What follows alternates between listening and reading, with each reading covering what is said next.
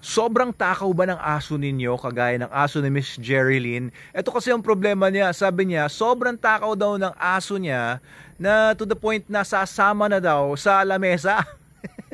Ang cute, 'di ba? Pero minsan, kung malaking aso lalo na, tapos sobrang malakas yung aso, alam niyo yun, unruly, ay nako, sakit sa ulo. At saka medyo pagka ganun na yung ugali ng aso, hindi na siya pleasant, no? Unless nakukutan ka talaga sa gano'n, no? Tapos matotolerate mo. Pero for most of us, hindi po nakakatuwa 'yon. To a point lang. So ano po ang gagawin ni Miss Jerilyn? Well, unang-una, baka kasi gutom talaga yung aso nyo. Baka kulang sa nutrisyon. Ano ba pinapakain nyo sa aso nyo, Miss Jerilyn? Baka kulang na kulang yung nutrisyon niya na talagang sobrang desperado na niya at gagawin na niya lahat ng pambabastos para makuha yung pangangailangan ng katawan niya.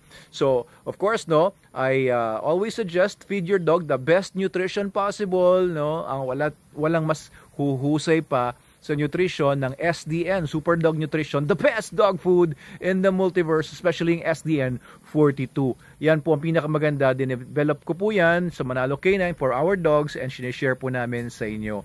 So marami nang nakapatunay na talagang maganda yung SDN 42. Kagaya kanina, panood ko yung video ni Joy Joy, yung aso na lagi nakadamit at pumapasok pa na school.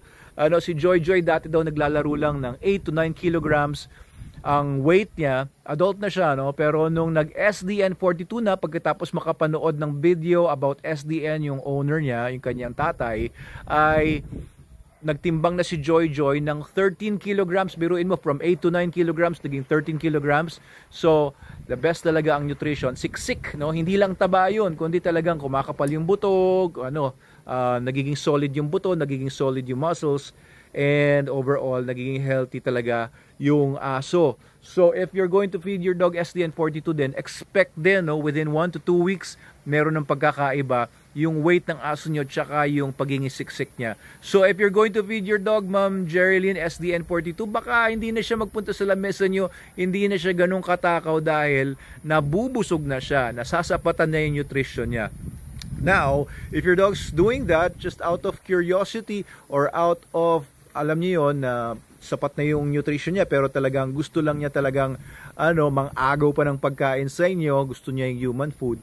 Baka naman nasanay siya sa human food and baka naman nasanay siya niya, hindi niyo siya dinidisiplina. Kapag ginawa niya yon tapos wala kayong ginawa, deadma lang kayo o kaya natutuwa pa kayo, di ba? Binibigyan niyo pa ng pagkain habang nasa lamesa siya, masasanay po talaga yung aso ninyo. Uulit-ulitin po niya yan, tandaan niyo yan. Syempre, reinforce ninyo yung behavior. Kapag ka-reward niyo yung behavior niyo by giving him food, by not correcting the behavior, then expect uulit-ulitin po niya yan. What should you do? Ko-correct po ninyo yan. Maganda kung ipatrain ninyo yung aso nyo kahit sa crash course ng basic obedience sa Manalo K9, 13,500 po yun. 2 weeks lang yun. And may ko-correct na po yung bad behavior ng aso ninyo. Kayo rin po ititrain po ng mga trainers natin para alam nyo kung anong gagawin. Basically, ganito yun, If you can do it yourself, wala namang problema. If your dog mag-a-attempt pa lang siya pumanik sa lamesa dahil gusto niya makakuha ng pagkain, ipupush nyo siya aside. Huwag na naman yung sobra na madadamage na yung aso o kaya matidiscrashing aso. I-push nyo siya aside, mabilis lang. Huwag nyo ipupush na parang may himas o may hagod kasi reward yon imbes na correction. So push nyo lang sa tagiliran niya or dito sa may balikat niya, tulak niya ng malakas-lakas para medyo magulat lang siya.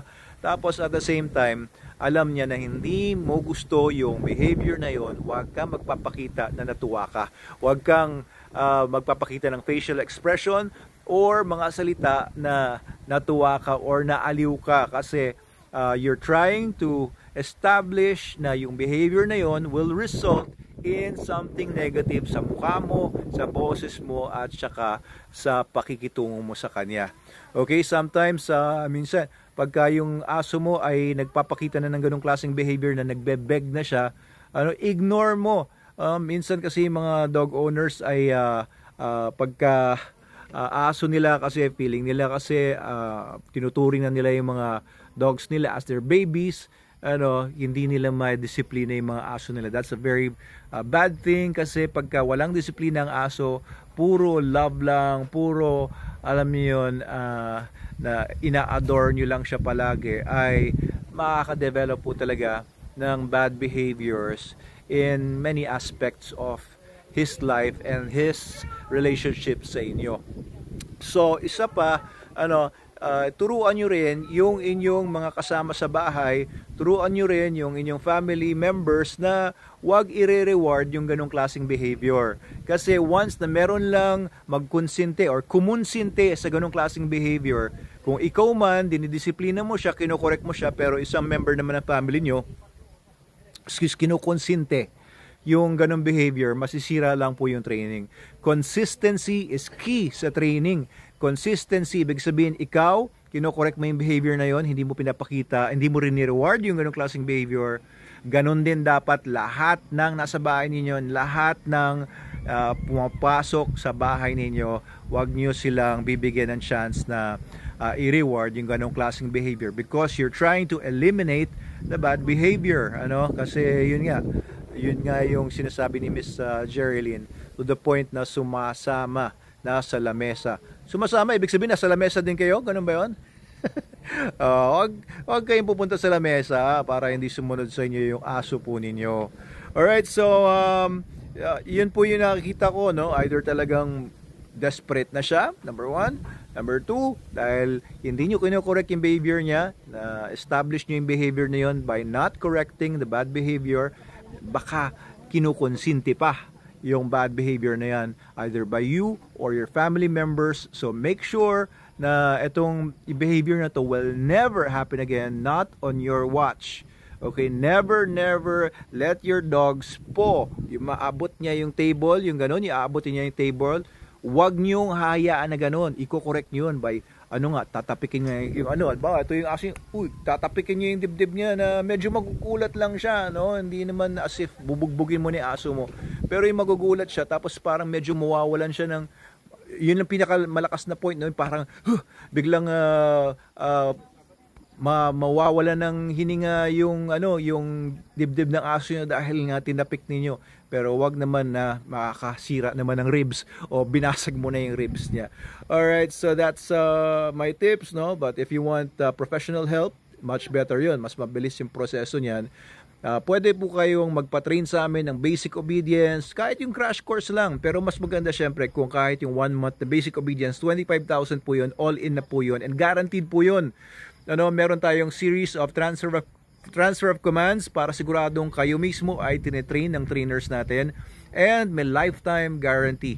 Ibig sabihin, pag yung aso ninyo later on nakakalimot, after 1 year, after 3 years, after 5 years, nakalimutan niya yung training niya, isolin nyo lang sa amin or papuntahan nyo lang sa trainer namin, and yung refresher training ay libre po yun. Hindi na kayo magbabayad, pero pagbayaran nyo na lang siguro yung home service fee kung papupuntahin yung aso, papupuntahin nyo yung trainer namin sa inyo, yung home service fee na lang ibabayaran nyo. Pero kung dadalhin nyo sa amin, libre lang yun. Pero kung ipapaboard nyo sa amin, gusto nyo i-train yung aso ng ilang days, kung medyo malala na yung pagkalimot niya sa dating natutunan niya, then you only have to pay boarding.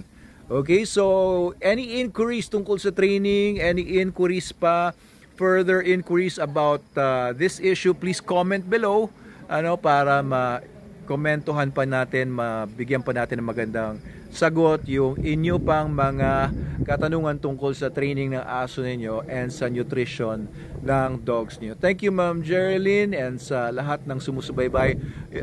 Kung hindi pa kayo nagpa-follow sa page natin, please follow our page para lagi kayong ma-notify tungkol sa mga bagong videos natin, and please share this video para makinabang din ang ibang may mga dogs. Mabuhay po kayo. Doc Abel Manalo po ito, the Veterpreneur.